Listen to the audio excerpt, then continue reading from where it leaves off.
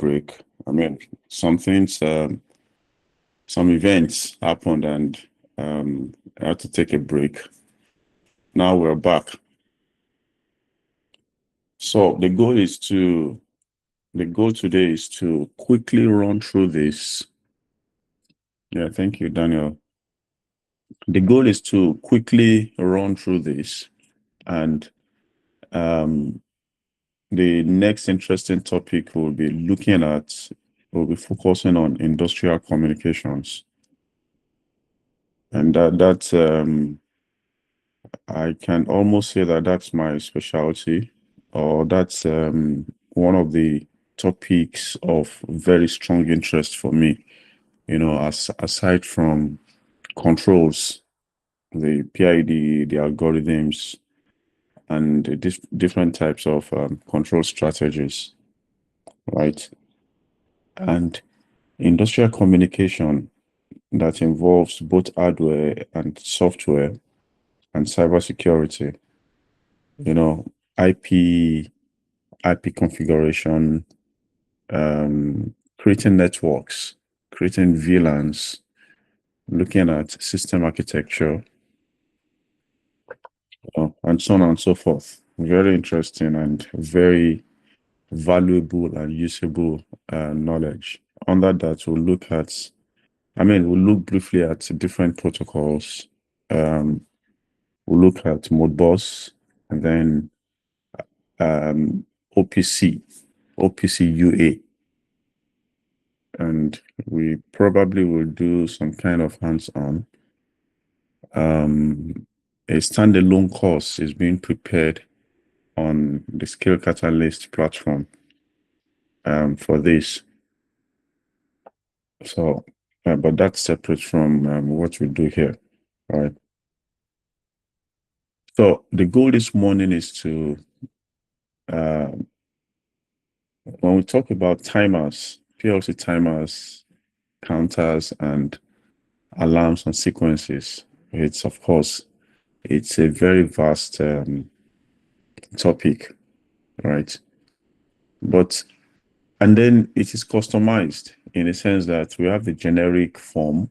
So I will be talking more on the generic form. But then you will now need to take it a bit further and look at the equivalents if your work is centered around Allen Bradley, Rockwell Automation, or Siemens. I think those two are pretty representative of the controllers we have in our ecosystem. If your work is centered around those, then you need to get that done. All right.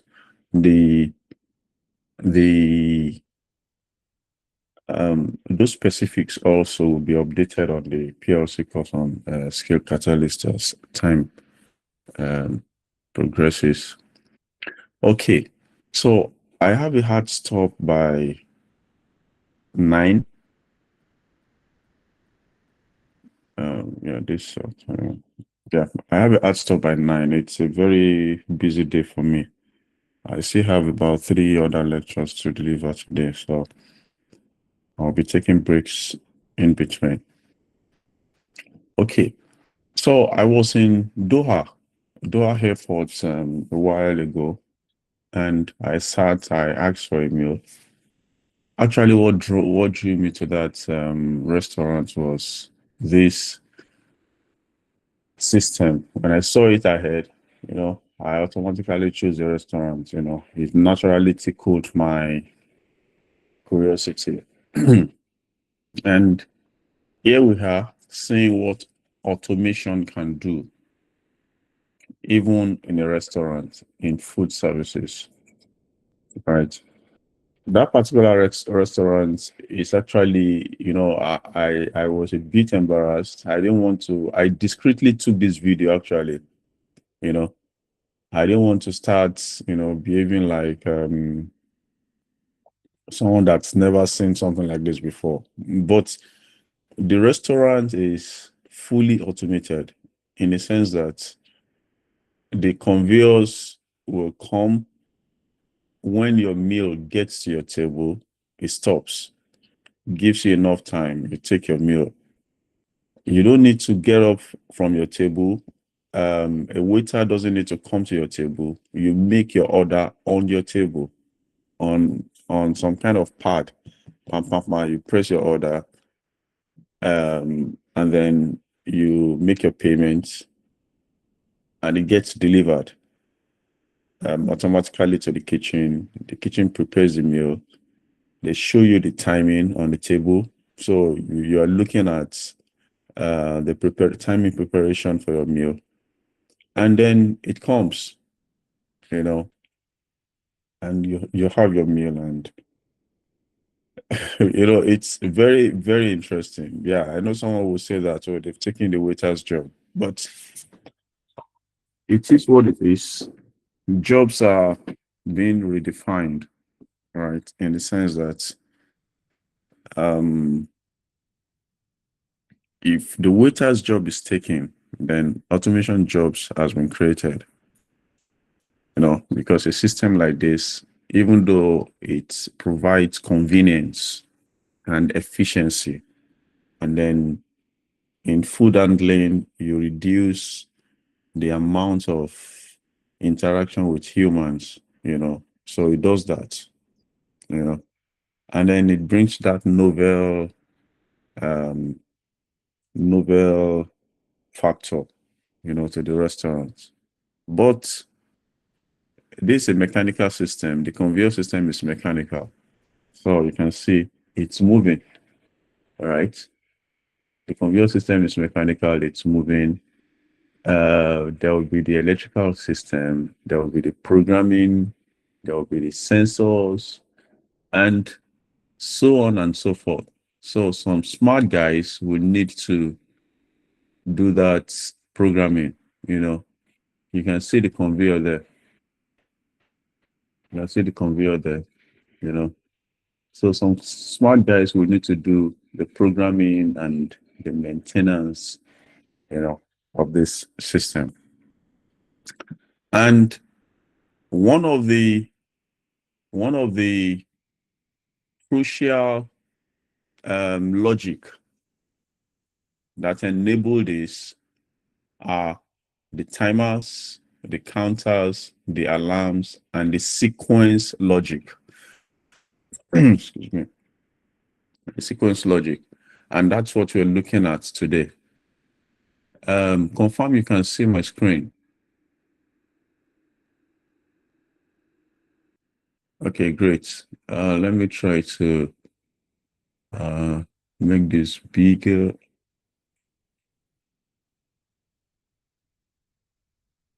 Right.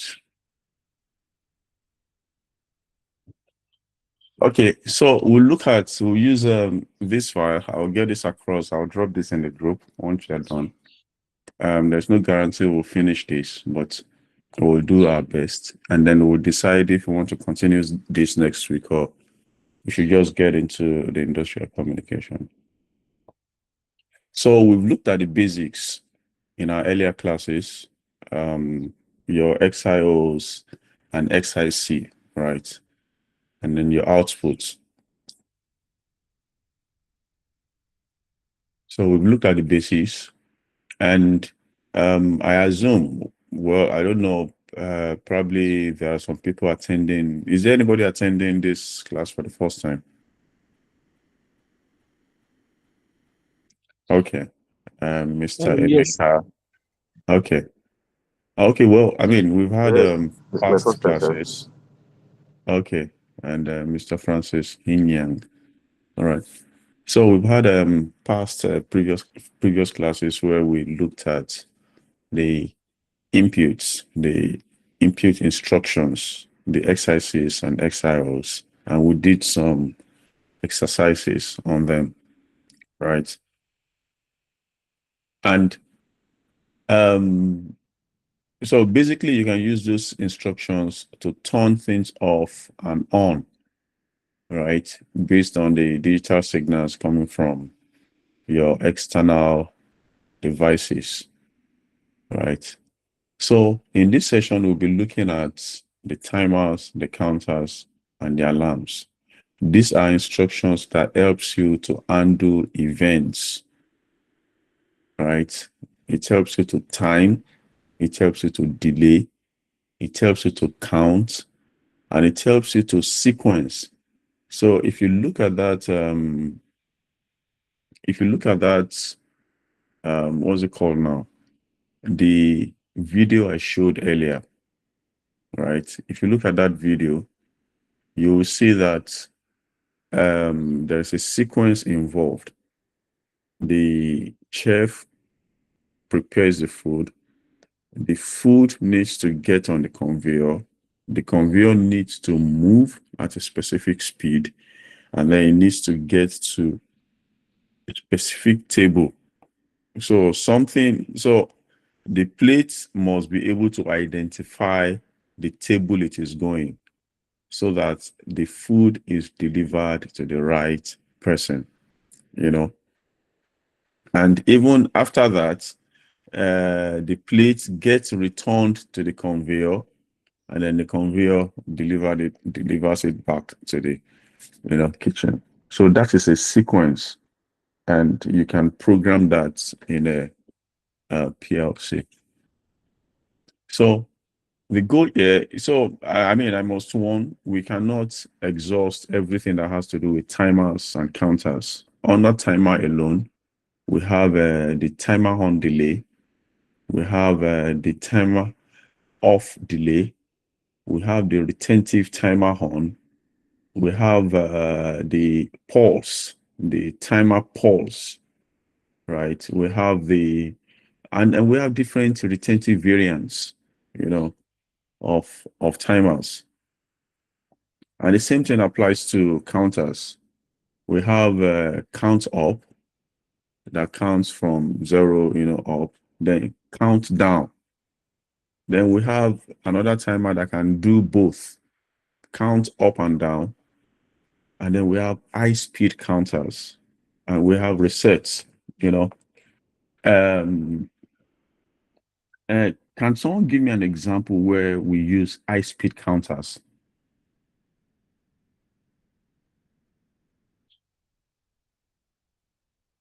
A manufacturing example where we use high speed counters.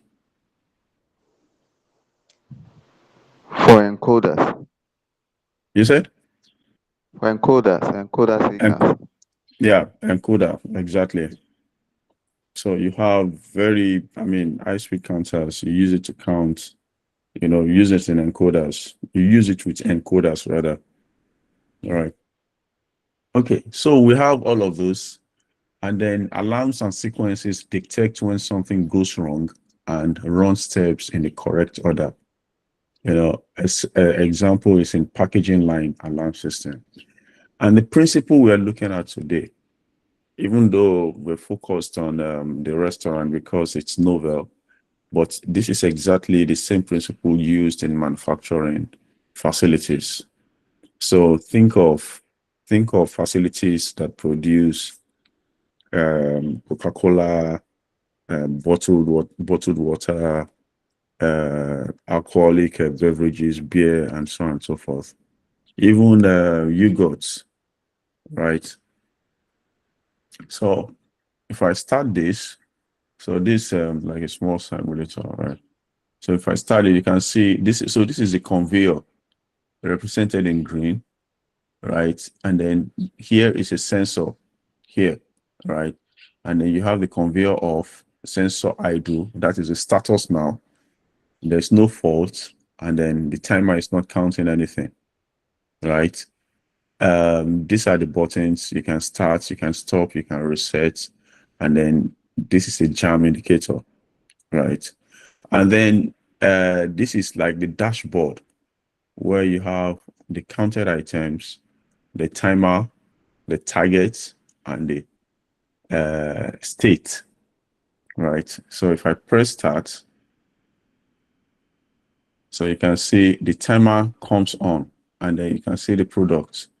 So as the product is coursing through the sensor, the item is being counted, right? And these are targets. So that is 5. So we've programmed this conveyor to run 5 items and then stop. So 5 items makes a batch, right? So 5 items makes a batch in this example, right? And that is how the system generally works. Behind this conveyor, there are quite a number of things that functions even beyond what you're showing here. There is an electric motor somewhere. If we have an electric motor, can someone tell me what is another logical equipment that must be present?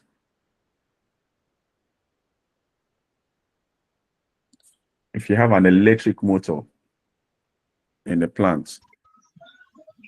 Sir, VFD, sir. VFD, exactly.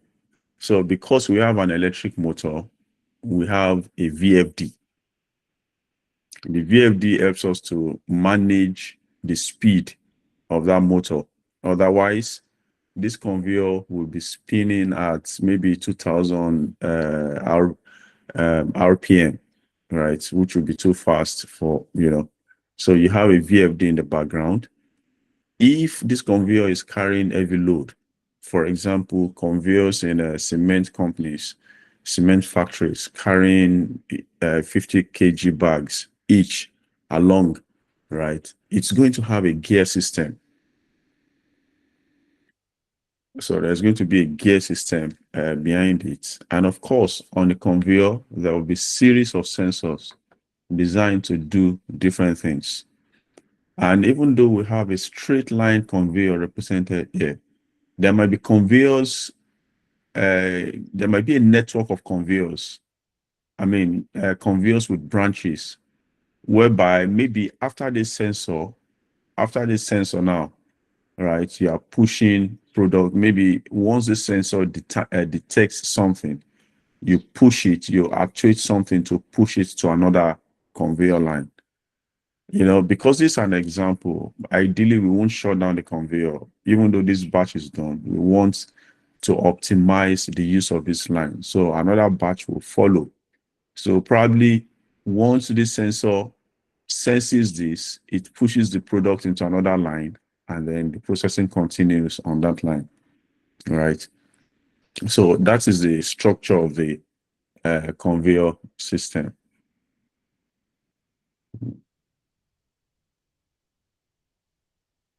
What's this?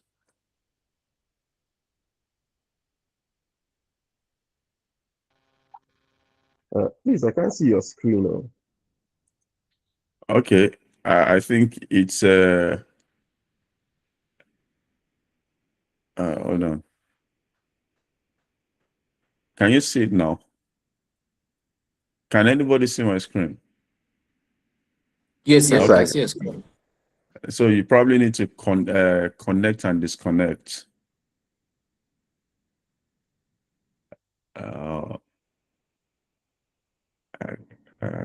This my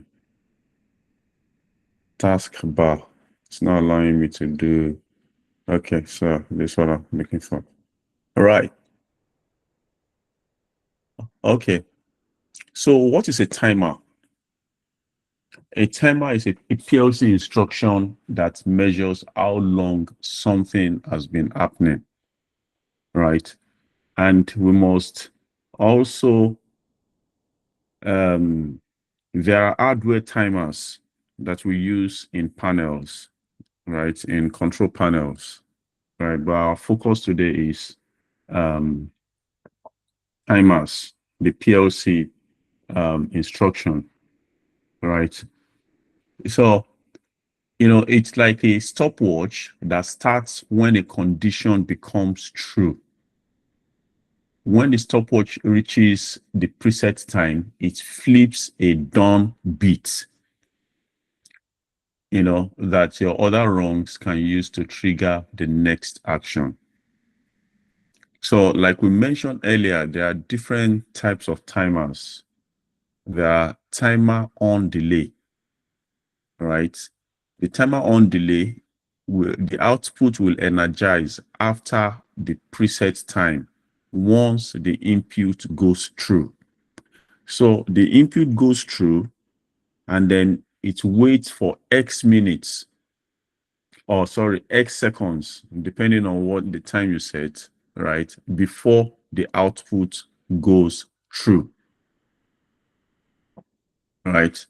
So the timer registers, you have the presets, you have the elapsed time, you have the input, you have the done bit, and then you have the time, the enable.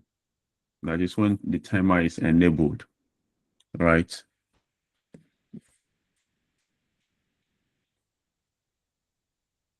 So when the enabling goes false, the timer resets to 0 automatically. The next time the run goes through, it starts from 0 again. But this does not apply to the RTOs. The RTO is a retentive timer on, and it accumulates time, right? It remembers its last operation.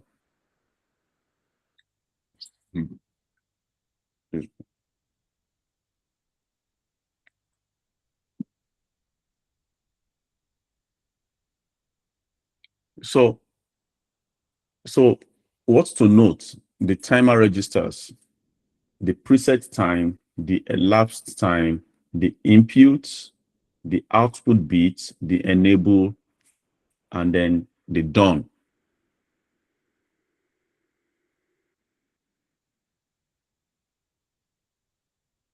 So, like I mentioned earlier, right, we have the generic, IEC, right? And then we have Allen Bradley, how Allen Bradley implements the timers in Studio 5000. And then we have how Siemens implements it in the TIA portal, right? So, we'll look at the generic, and you can, it's so IEC is the International Electrotechnical Commission, and that's the body that defines the general automation standard, right? The standard for ladder logic programming is IEC 61153, I think. 61151. Let me check that. Uh,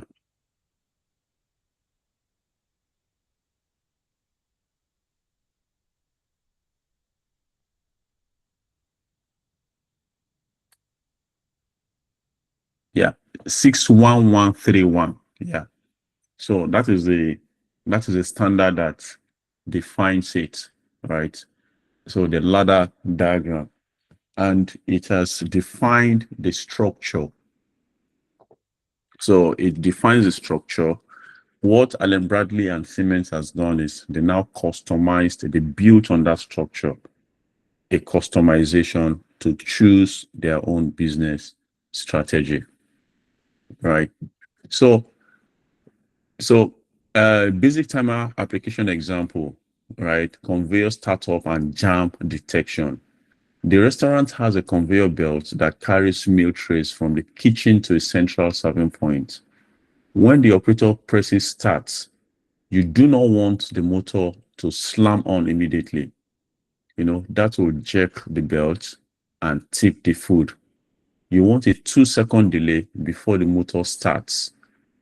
A timer on a turn timer handles this, right? So you also want a false to fire if the motor is running, but no trace are detected for more than 5 seconds. This means the kitchen has stopped sending trace, or there is a jam on the belt, right? And then we have the ladder program there explained on the so that's the ladder program, right? So you have rung one that starts the 2-second delay timer.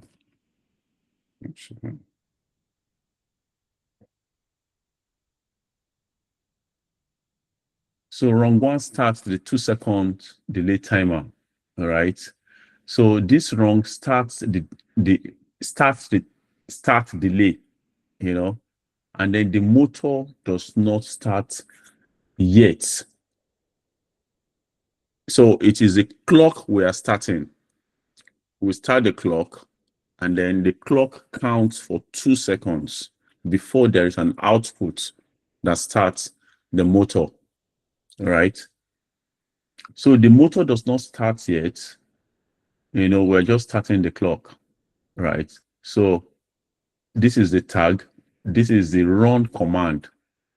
The run command generates, initiates this time on delay, right? So you have the start delay, right? So that is the wrong one of that program. Now, once the done bit goes through on this timer, right? So rung 2 energizes the motor after the second delay, after the 2-second delay. Are you following?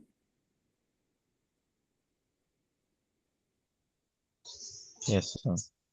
Okay, Yes, is sir. this Yes, making we do. making sense to you? Okay, great. Thank you. There is a scenario already based on this on the platform. All right. I want to go through this explanation. All right, so that is the wrong 2, right? So the wrong one, you start the timer to give that delay. And this is based on your program design, right? Whether 2 seconds is enough or you need 5 seconds or whatever. So you create that configuration on the timer, right? And then it does that delay, right? So you have the start delay timer done.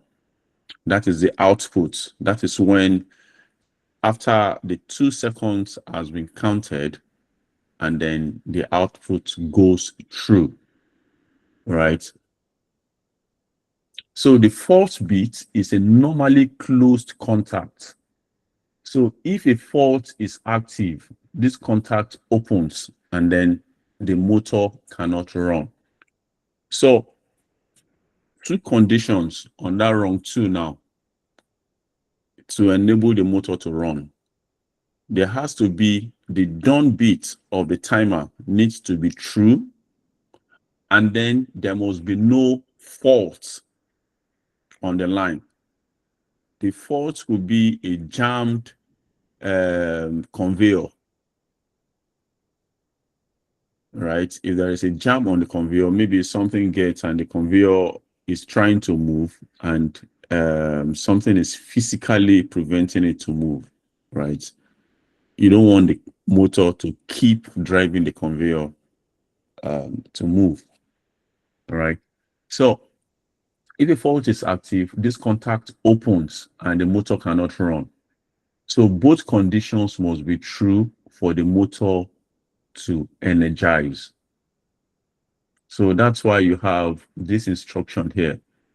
Start delay timer done. That which is the output of the timer on delay that you used in rung 1, and then the fault bit. These 2 conditions must be true in order to have the conveyor motor to be true to start.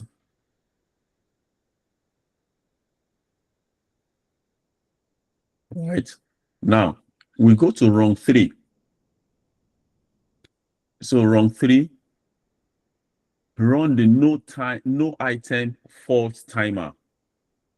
So this is another timer to show to determine whether there is an item on the conveyor or not.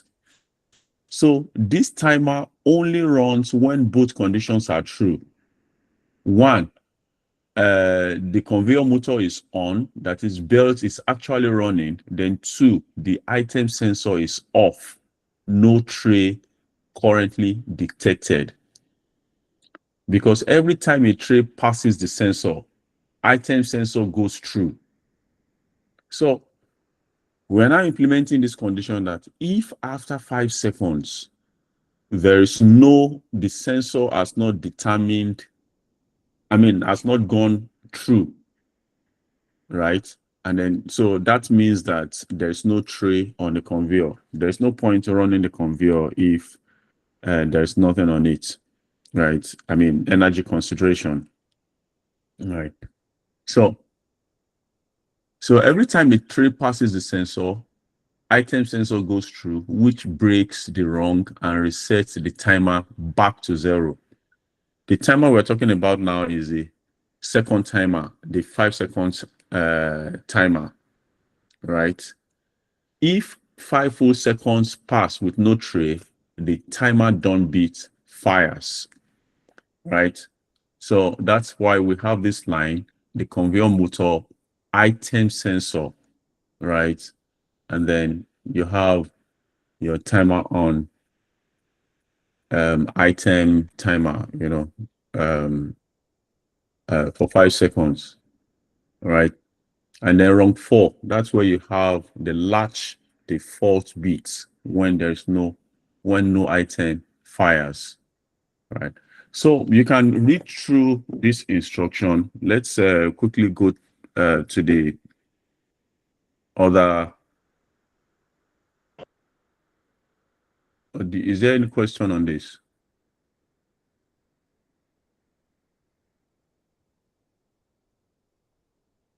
All right. So if there's a question, you can either unmute and ask, or you drop it in the chat. All right. So why use the done beat instead of the timer directly? The timer itself just counts. It has no output you can use in other rungs.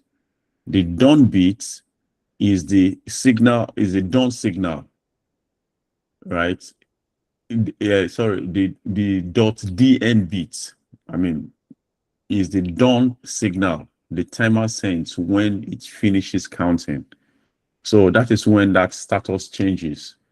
So you think of it like a kitchen timer. The countdown is a timer, and the ding sound at the end is the .dn beat.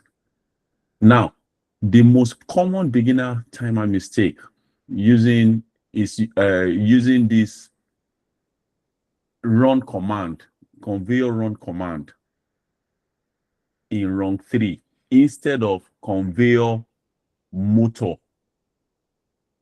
right? So how is that a mistake? Can someone tell me, how is that a mistake?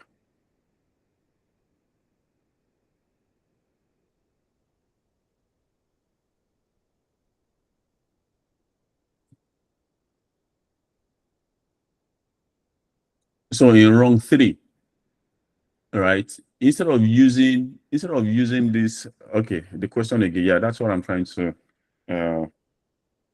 so look at what I highlighted, using the conveyor run command in rung 3 instead of conveyor motor. Maybe the question is, what is the difference between conveyor run command, right, and the conveyor motor?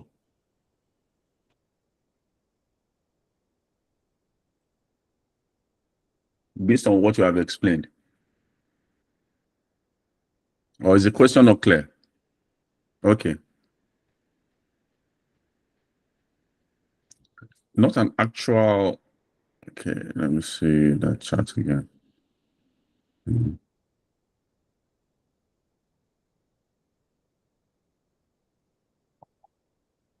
Conveyor run command is a memory bit and not an actual output. Okay. Well, yeah, but there's a compelling reason.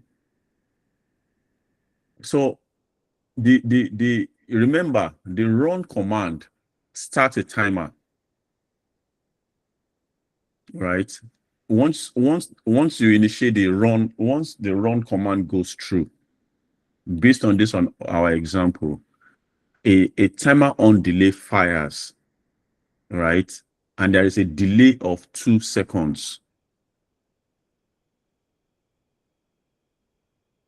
Conveyor run command is an input, while the conveyor motor is an output. Yes, you are right. But why, in rung 3, where is that rung 3 here?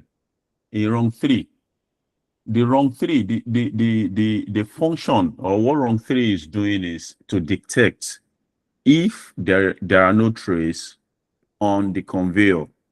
And how does it detect? It detects by using a sensor. If the sensor does not go from 0 to 1 within 5 seconds, then we conclude that there are no trays on the conveyor, right? But in rung 1, the run command, right? The run command, once you give the run command, once you start the conveyor, there's going to be a 2 seconds delay. So if you use that run command in rung 3, you've already reduced the 5 seconds condition of rung 3 to 3 seconds. Because the delay in rung 1 will be there for 2 seconds. The actual operation starts after 2 seconds. So it is, excuse me, it is that DN bit, right, that we should use. Yeah, because the DN bit activates the output, right? So that's why we should use, that is what we should use in rung 3, so that we'll be able to have our complete 5 seconds.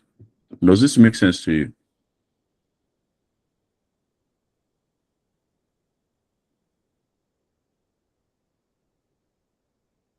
Okay.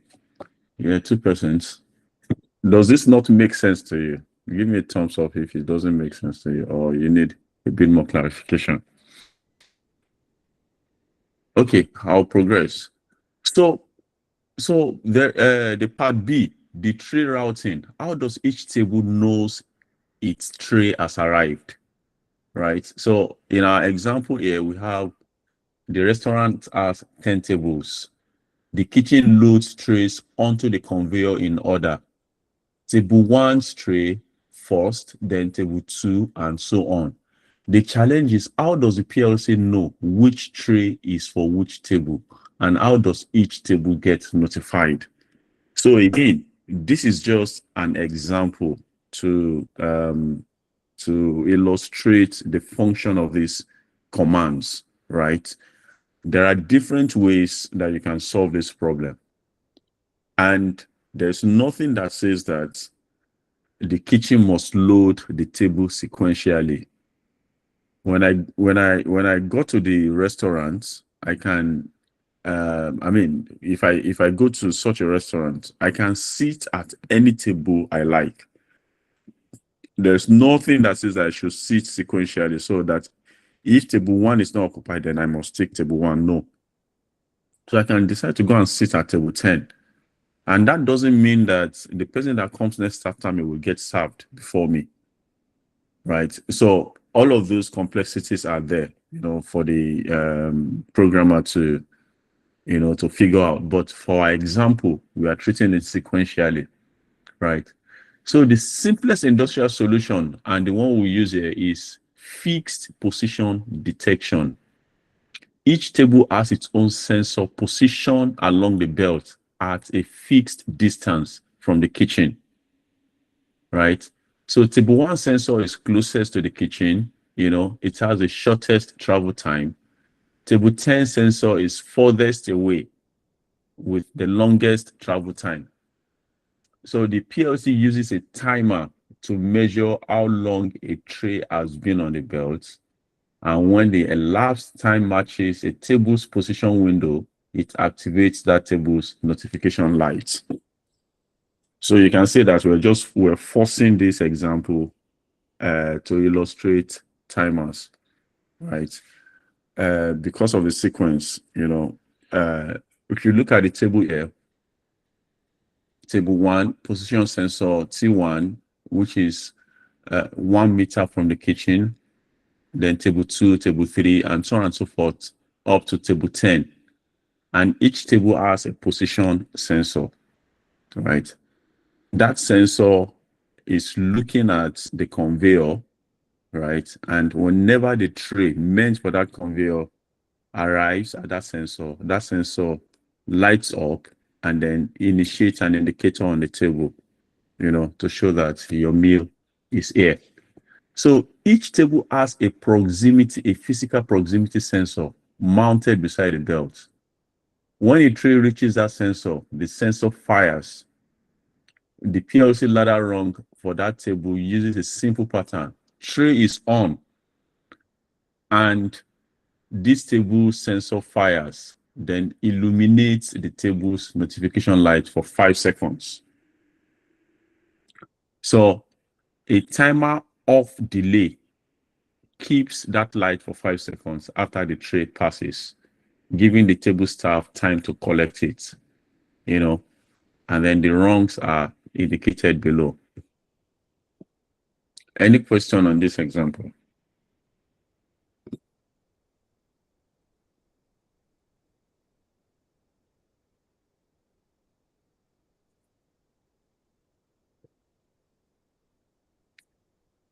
Okay.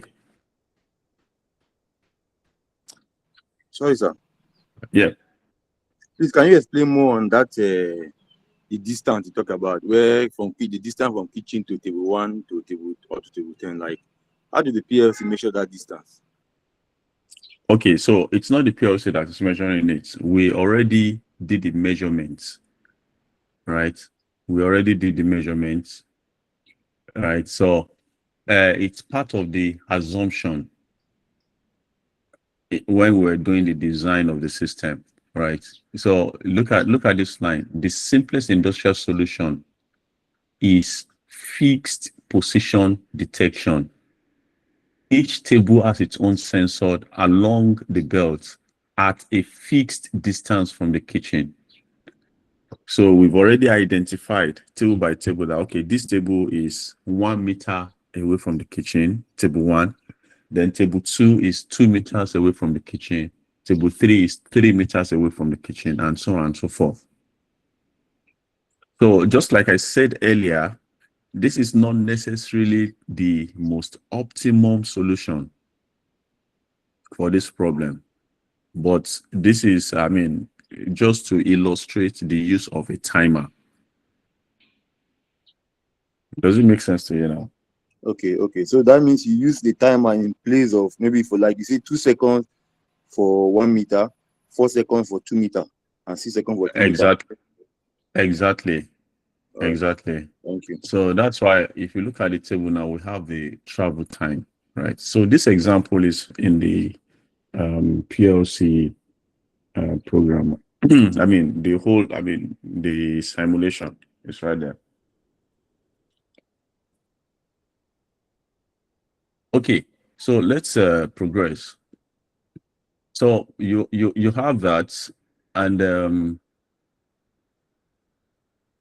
so you can see rung 5 detect tray arrival at table 1. And then the conveyor motor must be on, belt is running, and the table 1 position sensor must detect the tray passing. And this fires a set coil to latch the table 1 tray present bit. Right. You can take time to run through this the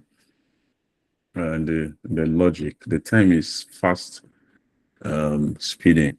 So so why 4 rungs per table? Each table needs to do 4 separate things. Number 1, it needs to detect the tray arriving. Number 2, you need to start the notification timer. Number 3, it needs to drive the light output. Then number 4, it needs to allow staff to acknowledge. Keeping this at 4 separate rungs makes the program easier to read, to test, and to fault find, right? And then there are other approaches that you can use to solve a problem like this. You can use RFID tags on each tray. You can use barcode or QR code on each tray, right? And then you can use other entry panel where waiter imputes the table number. So those are different other approaches you can use to solve this particular problem. Yes, and it is tested during commissioning. Yeah, of course. Yeah, of course. I mean, commissioning is where you, or pre-commissioning is where you validate all your assumptions, you know. So whichever approach is right depends on your requirements, right? So you design your program in view of the hardware and other constraints available. So why timers matter in real plants? It protects equipment from startup shock, detects jam automatically, enables timed routing and sequencing, and then precise repeatable timing in every cycle, and replaces manual watchdog monitoring.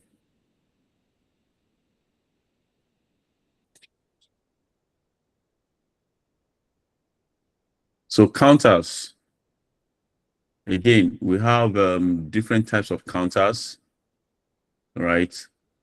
I mean, counters is exactly what the English word says, counter, it counts, right? So you think of a tally, the kind a bouncer uses to count people entering a venue. Every time a person walks through the door, they click it once. If you're boarding a flight, you will see someone at the entrance, one of the what do they call them now, the air staff or air hostess, right, with some kind of device, and then as you pass, they click it once, you know, just to count the number of people that has entered, you know. So that's essentially what counter does. So a PLC counter works in the same way. Every time a sensor detects an item, the counter increments by 1, and then when it reaches the preset number, it fires a done beat. So the preset is what you give to the counter, right?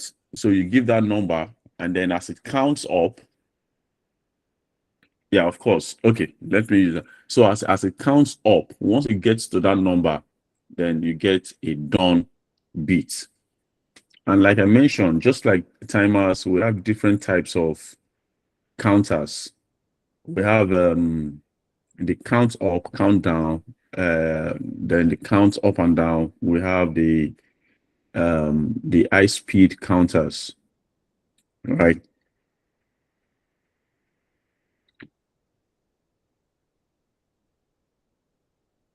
So counters count rising edges. They increment once each time a signal goes from off to on. If the signal is held on, the counter does not keep counting. It waits for the next off to on transition. So that's what rising edge means, right? When the signal changes from 0 to 1, there's going to be a rise, you know, from 0 up to 1. You know how a digital signal is. Okay, so you know how a digital signal is. It goes from 0 to 1. It is that is called the rising edge, right? Oftentimes, when the signal goes from 0 to 1, it stays in 1 for X millisecond. How do I Let me see if I can illustrate this. Do you understand the rising edge? Okay, let me just okay. Yes, Okay, great. What's happening?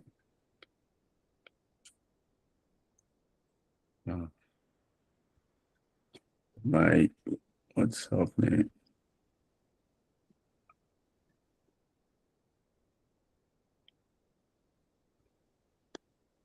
Okay, I'm not more sharing, right? Or can you still see my screen? I can see your screen. What is this? Okay. Yeah, someone mistakenly to share window, share this window. All right. Okay. So on that rising edge, so if you look at how would I put it now? So picture and x-axis. I didn't join with my iPad. I would have been able to sketch, right? So picture and x-axis, and the value, there is 0 and then there is 1, right? The point where that line where the signal goes from 0 to 1, that is when it counts. As long as that signal stays on 1, it doesn't count anything, right?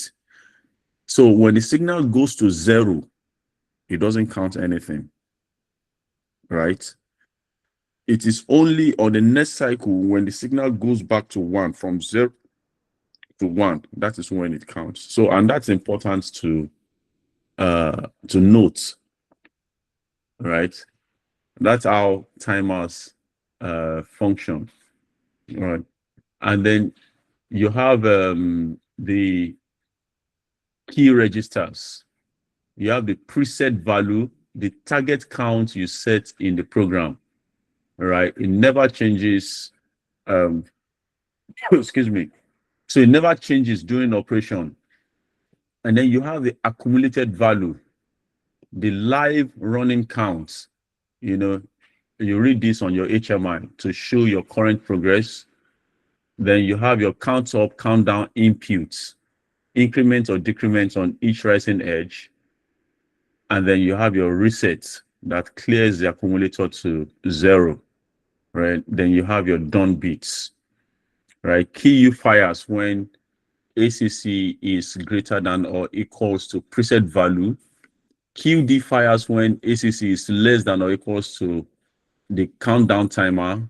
Then AB uses .dn for both. So those are, I mean, like we said earlier, the different OEMs uses different notations, right? So just take time to read this. It's pretty straightforward. The QU and QD,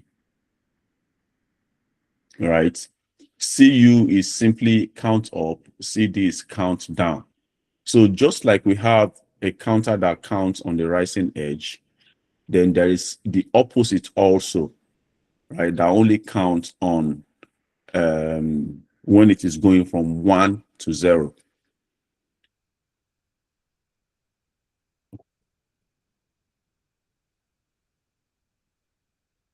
So the 4 counter types, like we mentioned,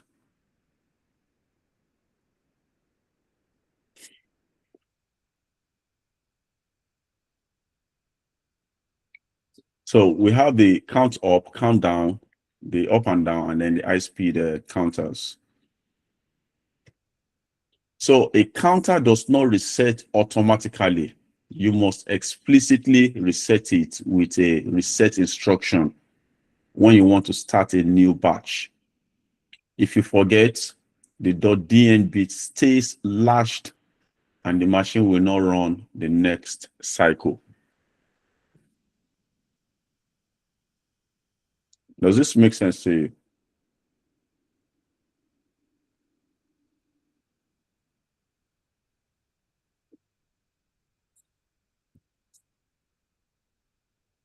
Any questions so far?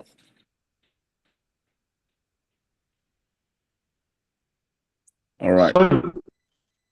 Yes. Please, this high-speed counters, you said they are like they are more like they are not part of the program. I want to try to understand that meaning of hardware based. Sorry, say that again. The high-speed counter, Yeah. it looks like that they are hardware based. I'm trying to get what that actually means. Is it that maybe we have high-speed counter devices that are installed along the line? No. Did I say that they are hardware based? From this file there, I'm seeing something like hardware based. You can slide back to the previous slide. So,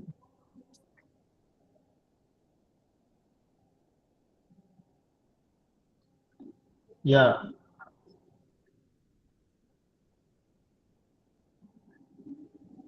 Okay, so what's the question? Okay, for that high speed, there's something behavior you said is hardware based, handles port strings, something like that. So I don't know what that hardware based actually means. Okay, so there are how do I explain this now? If we want to count the RPM of an induction motor, for example, right? We're talking about I think the basic one or the common one is like 2000 RPM. That is, the motor does 2000 revolutions per second, right? No, sorry, per minute, right? If you divide that, let me make a division. 2000 divided by 60, 2, 1, 2, 3 divided by 60.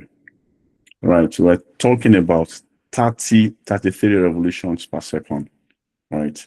Now, if you have a PLC, if you run your program on a PLC, there is something we call the scan time. The PLC is going to scan your inputs, run the logic, update the outputs, and then update the outputs, and then do the housekeeping.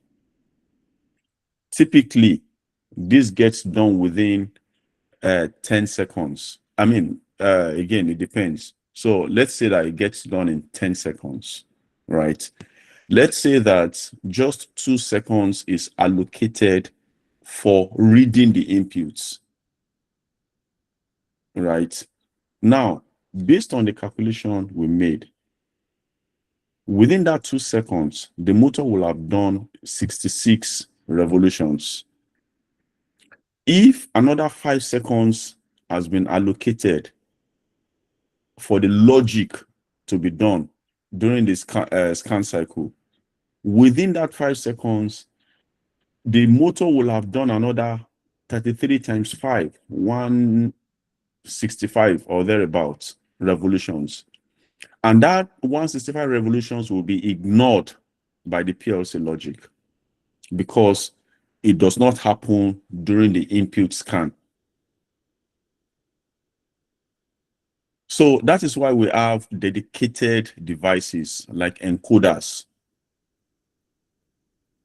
right? Dedicated devices that does this counting. Does it make sense to you? Do you understand? Are you familiar with the PLC scan cycle? Yeah, because the reason why I know I'm familiar with beverage production line. I know on a conveyor belt there are some we have some PE sensors installed. So I want to actually understand how they communicate with the PLC in this regard. That's why I asked that question. But I get it now. I get it. Sorry, say that again. You think your line breaks? Okay, the scenario I'm familiar with is maybe most times for beverage conveyor lines, you have photoelectric sensor that reflector installed You have that what can kind of sensor? PE sensor, photoelectric sensors Okay. that takes every bottle that passes by like a pulse. So, and I want Yeah. to now get how they relate this with the PLC. That's why I ask. Yeah, but the scenario you did now is regarding the maybe the encoders installed in the motors. So I want to, is it almost the same thing in this It's when comparing it it's to the sensors too? yeah, it's the same principle, right? Okay. The PLC is limited by its processing power. I mean, sorry, processing speed, right? On a line, on a conveyor line, right? You can have as much as probably maybe 100 bottles passing through a section, maybe in 1 second,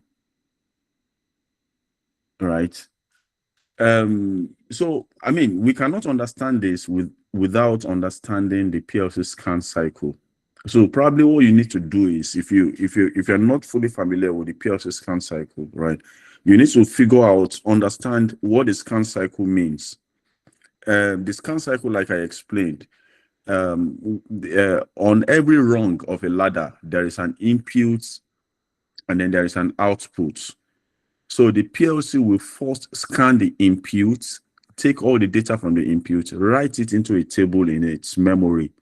Then it runs the logic on that input and use that logic to update the output. All of this happens in a time T, a defined time period, right? But the problem with the PLC is that once it reads the input, it progresses to doing the logic, that is the calculation, and then updating the output. While it is doing the logic and updating the output, if the input changes, it won't factor that into what it's doing, right? That is a limitation based on a scan cycle, right? And that is why we now need high-speed sensors or hardware that does that counting and will be able to present that data in to the PLC in a relevant manner. So the concept of the encoder, the concept of the high-speed sensors that is counting the bottles on the conveyor line, they are essentially the same thing. So it's a similar concept. All right, thank you. All right, thank you. So that's that on counters and how it works on the our time is far spent, right? How it works on the bottling line, and then you can have a look at this. I'll share this after this class, right? You have the platform syntax, the generic, the Allen Bradley, and the Siemens. You see, even if you're not programming a PLC, it's important to understand, if you're just an operator, or don't let me use just with due respect, if you're an operator in the plant, right, and you don't even program the PLC, or you are the maintenance guy, it's important to understand how the PLC sees the plant, right? It's going to help you in your task, right? Okay, let me just progress. So the most common counter mistakes: forgetting the reset wrong. If you do not reset the counter after a batch, the .dn bit stays latched on permanently, and then the next time you press start, the line stops immediately because the counter still thinks it has reached its target. So always include the reset part. And why counters matter in the real plant: automated batch control. You need, if you want, even in your packaging line, you need to count the number of items you are putting in a particular box, right? Live production count on HMI, which is important for management. It replaces manual counting by operators. Then it provides data for OEE and efficiency reports. OEE is a metric used in manufacturing plants to analyze the performance of the plants, and then consistent crate and batch sizes. Right. So alarms, an alarm is not a separate device. It's a logic you write inside the PLC, right? So you define what normal looks like, and you write wrongs that detect when something deviates from normal. So when a deviation happens, the PLC sets a fault bit and activates an indicator. There are two types of alarm coils you need to know, right? The OTL or the set reset, the set latches the bit on and stays on even after the fault clears. Operator must manually reset it. So the set bit, once it sets, right, it requires human to, excuse me, to reset once, even if the fault is gone, right? And then the reset clears the bit off and used in your reset wrong when the operator presses the acknowledge button. So, I mean, it's a safety precaution that every alarm must be acknowledged, right? So the 8 alarm types used in the industry, you have the II, the I, the low, and then the low, right? Then you have deviation, you have a rate of change, you have diagnostic slash fault, and then you have your process alarm. So a packaging machine wraps products and seals them. It should process one product every 3 seconds under normal conditions. If the machine is running but no product passes the detection section for more than 6 seconds, something is wrong. So it's either a jam, empty feed, or sensor failure. The PLC uses a process alarm, that is no product fault, to detect this. Stop the machine before packaging materials is wasted and alert the operator. So that's essentially what the alarm is, right? So you have the no product detected, the process alarm, machine running, plus no sensor pulse for 6 seconds. False bit will be set, then the machine will stop, and then the fault alarm will come on, right? Motor feedback mismatch. The run command is on, but feedback is absent after 3 seconds. Motor will trip or VSD fault suspected. And then you have the, and then you have the emergency stop, which is a critical ESD. I think we all understand what the ESD is. And then the batch completes, which is informational. And that's the alarm. I'm going to send you, the coil comparison instruction, Allen Bradley, Siemens, and, like I said, I'm going to send this instruction. I need to start rounding up now. All right. I need to start rounding up now.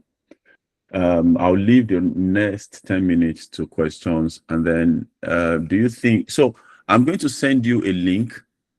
I'll send a link onto the platform where you can practice with all these the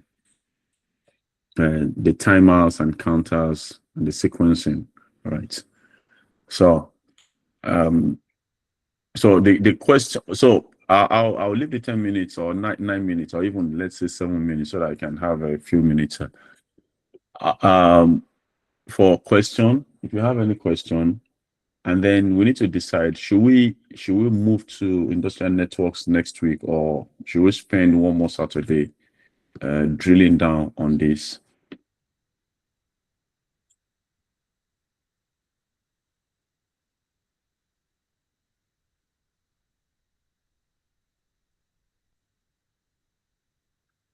Any question? One more Saturday, sir. Okay. Please, this alarm, don't be offended, sir. Is it input or output or I don't know what signal? So alarm is neither input or output. Alarm is a condition, right? Alarm is a condition that you test for, and so you know what is normal, right? And then you are testing for a deviation from what is normal. That's where you use you can use quite a number of things, right? If, for example, if you want to use a counter, if you expect 10 items in a section of the conveyor or in a box, if you are getting 11, right, you would have, I mean, if you're getting 11, then that means that it's an abnormal condition. So you will implement an alarm to check that. If it is critical for you to have 10 exactly, so you implement a comparative instruction greater than or less than or equal to, right? So you implement that and then you use that to generate an alarm. So it's not an input, so to speak, but you can use the alarm signal as an input for another process. I don't know if that makes sense to you. So you've generated the alarm, right? You can use that alarm as an input to another process. Lumayowa, you want to say something? So is it that when the alarm comes on, it will not send the signal as an input to the PLC? Or I'm not understanding it well, sir. Please don't be offended. No, no, no, Yeah, no, I can just no. add a little to it. Okay, yeah, go on. Yes. So some devices have alarm status that is wired as digital inputs to the PLC. So you have fault status on valves, pumps, and things like that. And they come in as digital inputs at wire to the PLC. And then, like he described, we also have some process conditions in set up in the logic to give the alarm output. So the output will be in form of things like indicators. Maybe you have a buzzer or indicator light, but the status coming in from the field can be digital input and then written in the logic to express that status, maybe on the alarms page or through the buzzer and light indicators around the plant.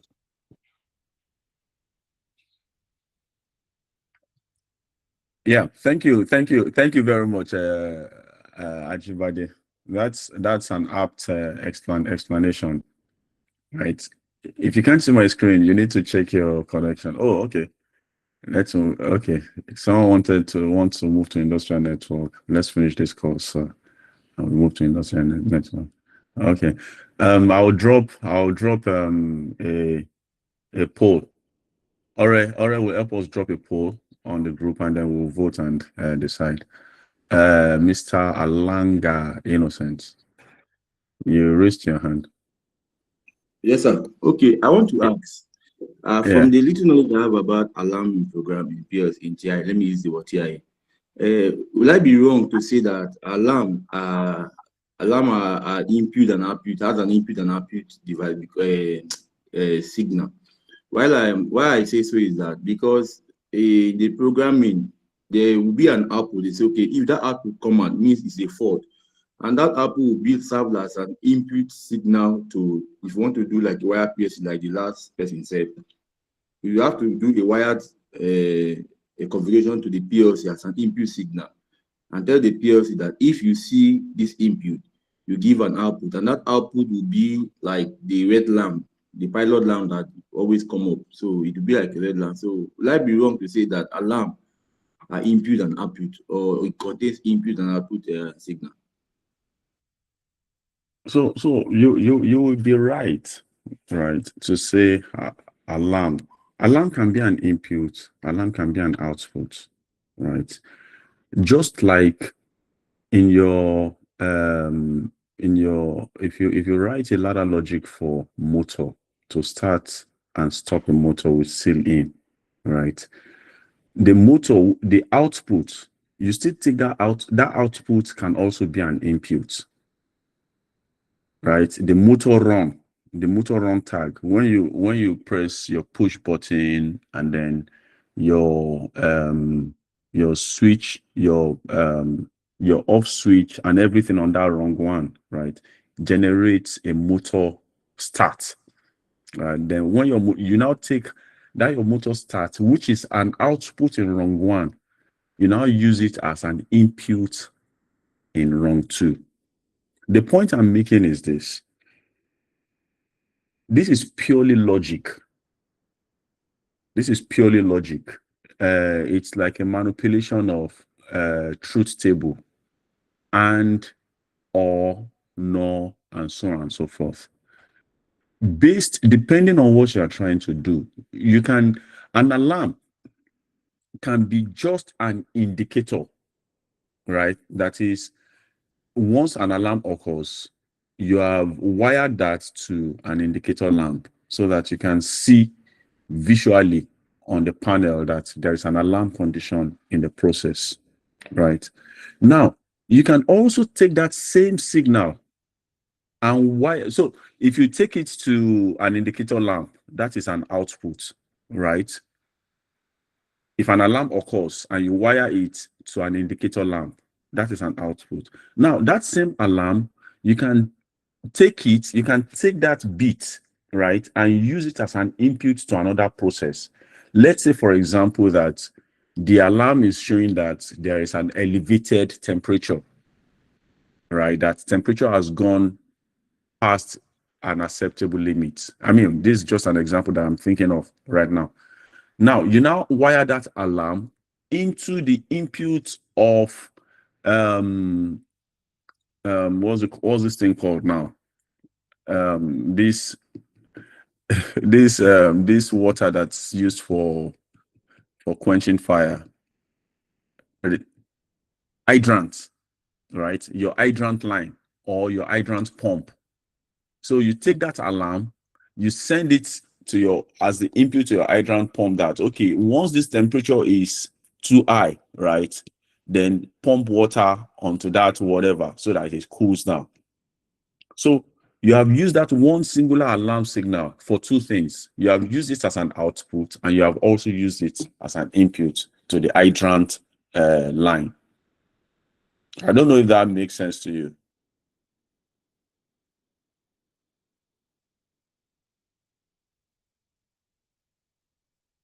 Okay, thank you.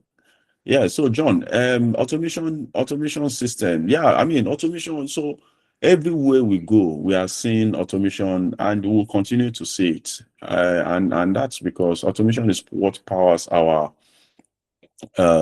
civilization, right? Without automation, we cannot do things at scale, right?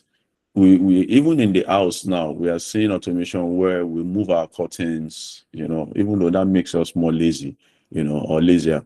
We can, at the press of a button, we can move our curtain, or we can even configure it with a sensor that during daylight, open the curtain or close it, or when it is sunny, close the curtain, switch on this and that and that. So automation is actually pervasive.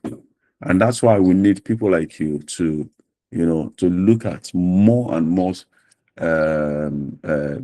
situations or areas where we can deploy automation. So guys, thank you very much. It's 9 already. I need to run along now. So I will drop the poll in the class, or I will drop the poll in the group, and then we'll decide whether we move on to industrial networks or we do one more class on this. And then I'll send a link to where you can practice using timers. Right. I've asked them to do an update so that we can have the variant of Allen Bradley and Siemens on the simulation. So I'll drop that link as soon as it's done. Thank you very much for your time, and we'll catch up soon again. Have a beautiful weekend.